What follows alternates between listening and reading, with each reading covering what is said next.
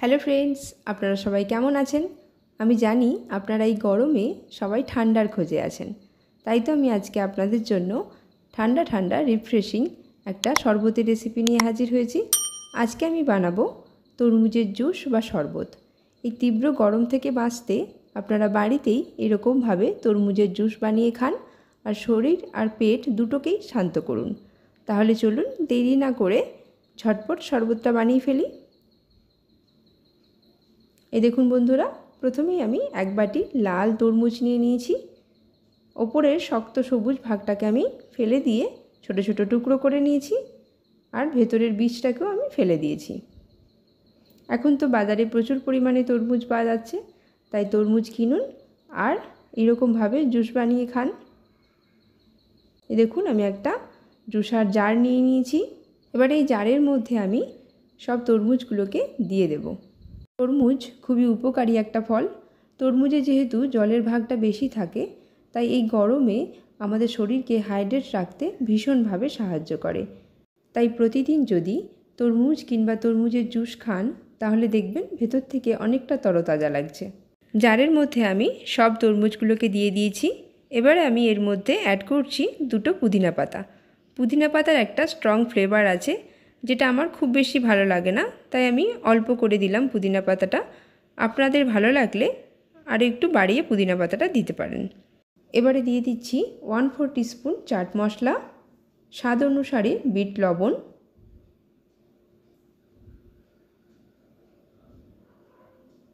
আর আমি এখানে চিনি 1.5 চামচ ব্যবহার করছি।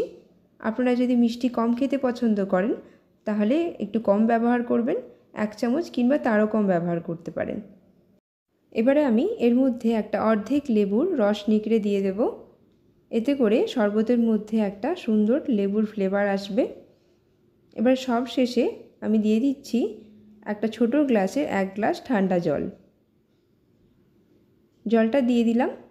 এবারে জারের ঢাকনাটা ভালো করে বন্ধ করে নেব। এবারে আমি তরমুজটাকে মিক্সারে ভালো করে ব্লেন্ড করে নেব। ব্লেন্ডারে বসিয়ে নিয়েছি। ভালো করে মিক্স হওয়া অবধি তরমুজটাকে আমি ব্লেন্ড করে নেব।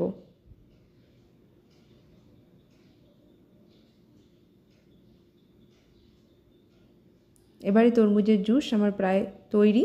মিক্সার থেকে তুলে নিয়ে আমি জুসটাকে এবারে ছেঁকে নেব। তার জন্য দেখুন একটা বড় বাটি এবং তার উপর একটা বড় ছাঁকনি নিয়ে নিয়েছি। এবারে ছাঁকনির মধ্যে আমি জুসটাকে ঢেলে নিচ্ছি।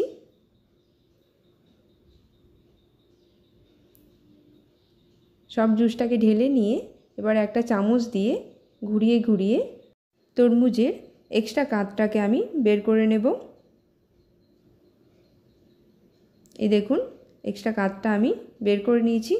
এবারে আমি এই কাঁচটাকে ফেলে দেব। এবারে জুসের ওপরে অল্প একটু ফেনা আমি চামচে করে তুলে ফেলে দিচ্ছি।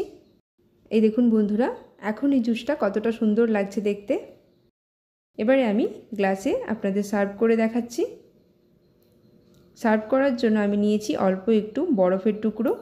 এবারে আমি গ্লাসের মধ্যে 4 থেকে 5টা বরফের টুকরো দিয়ে দিচ্ছি, যাতে শরবতটা খাওয়ার সময় একটু ঠান্ডা ঠান্ডা লাগে।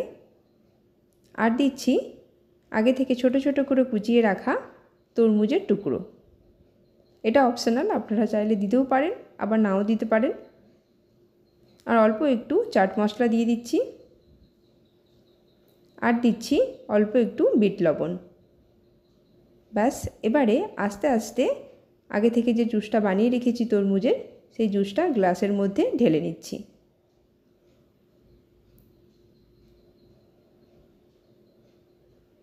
এবার একটা চামচ নিয়ে সব কিছুকে ভালো করে জুসের মধ্যে মিক্সড করে নেব।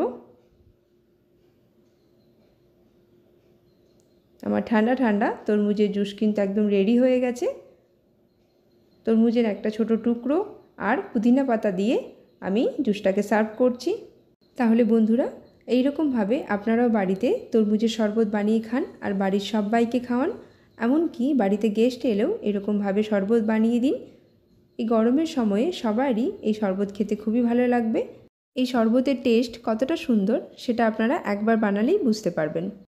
আমি বলবো শুধু তরমুজ না, যে কোনো ফলের জুসই আপনারা বানিয়ে খান আর গ্রীষ্ম ঋতুটাকে এনজয় করুন।